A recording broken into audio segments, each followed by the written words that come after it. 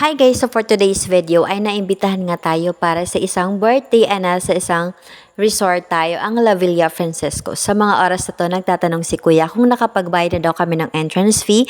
Sabi ko hindi pa, pero pinapasok niya naman kami para mailagay yung pagkain at gamit namin sa loob. So after naming magbayad, si Ellie na amaze kasi nakita siya ng unggoy. Then, by the way guys, yung entrance fee pag weekdays is 50 pesos. Pag weekends, katulad ngayon, is 75 pesos for adult and kids na yon. This is my third time here in La Villa Francesco, pero hindi ako nagsasawa, yung lugar pang Instagrammable talaga. And sa mga party, mga children's party, perfect talaga ang children's water park, katulad ngayon na pinareserve ng kapatid ko.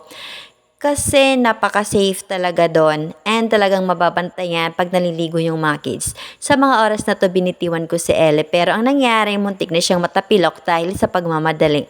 So maalog yung camera, hawak-hawak ko si Ellie, pero ang nangyari parang hinihilan niya na ako nung makita niya na yung pool. Sobrang excited ng bata. Sa bahay kasi, batya lang yung mayroon kami.